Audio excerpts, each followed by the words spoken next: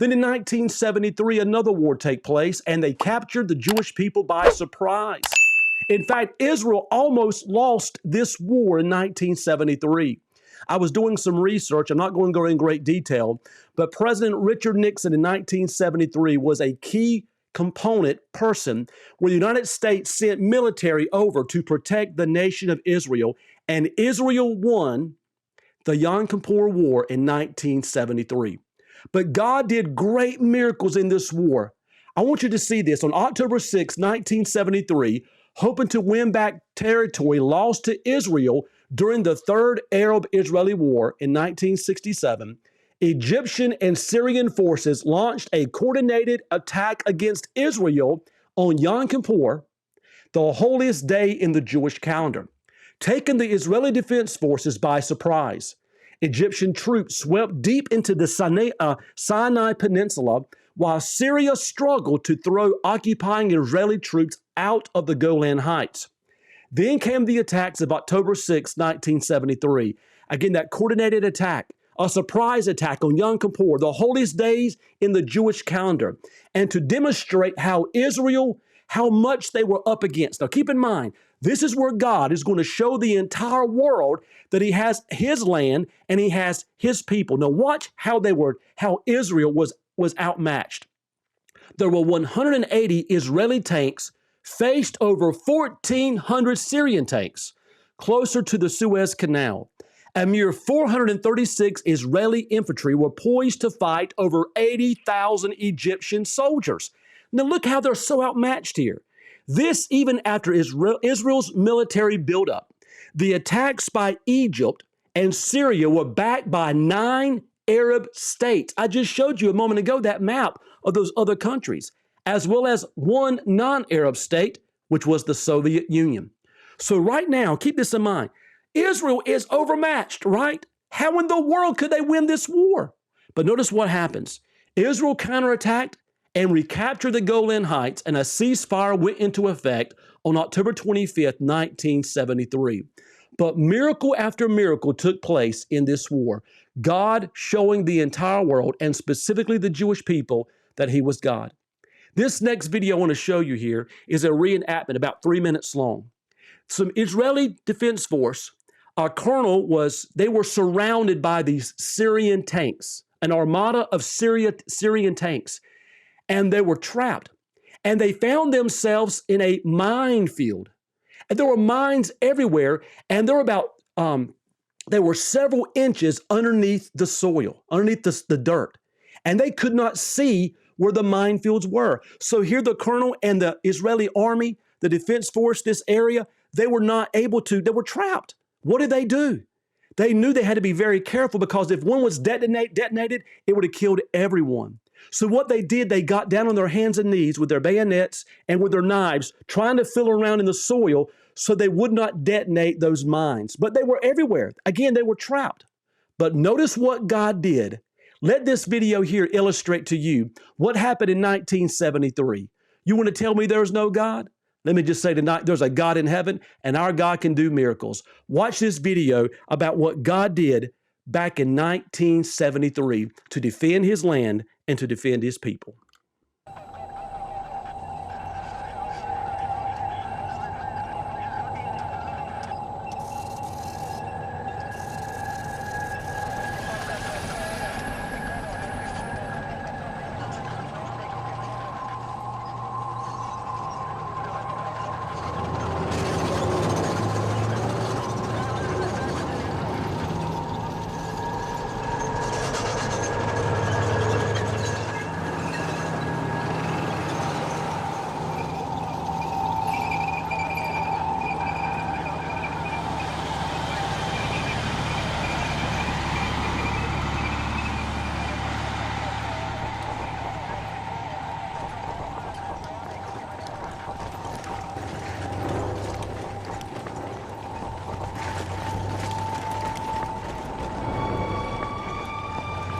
עצרו!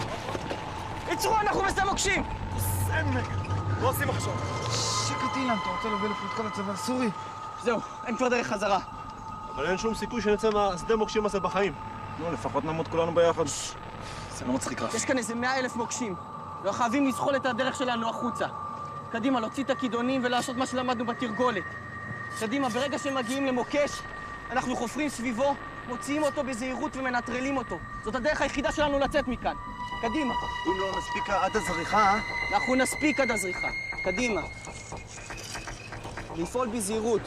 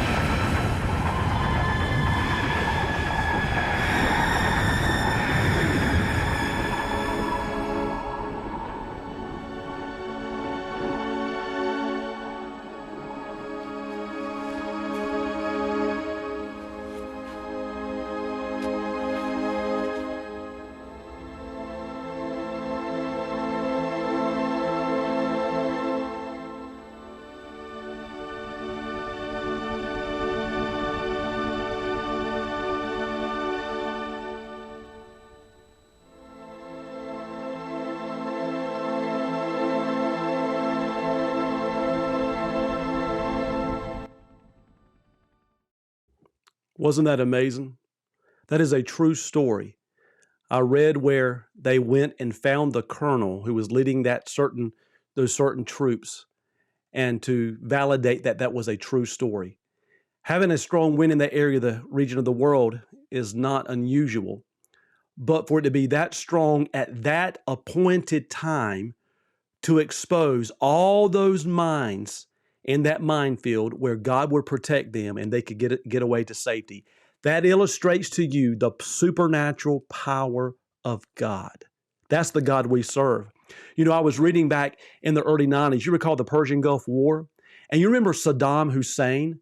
I was in high school then, and I remember watching on television. I remember them having these drills where you saw Israeli soldiers putting on these gas masks because they were afraid that these Scud missiles shot from Iraq, from Saddam Hussein, that when they landed in Israel, when they landed in Jerusalem, they were afraid that that on the warhead, there was some kind of biological or chemical weapon in those warheads. Well, there were some Scud missiles that were shot into Israel, into Jerusalem, but understand this, there was no chemical warfare that was used. No biological weapons were used on the warheads of those missiles. And you know what I read and what I learned? That area of the world, that the wind shifted during that time frame, and if Saddam Hussein would have launched those missiles into Israel, that with the wind blowing, it would have blown right back into the nation of Iraq and right up the nostrils of Saddam Hussein. That's the God we serve. Listen, God is protecting his land and God is protecting his people. And I want to make this very clear. Our current administration better stay on the side of Israel, because if they decide otherwise, this nation will face severe consequences if we do not. Regardless, I'm just saying that's based upon the authority of God's word. God blesses those who bless Israel, and God curses those who curse Israel.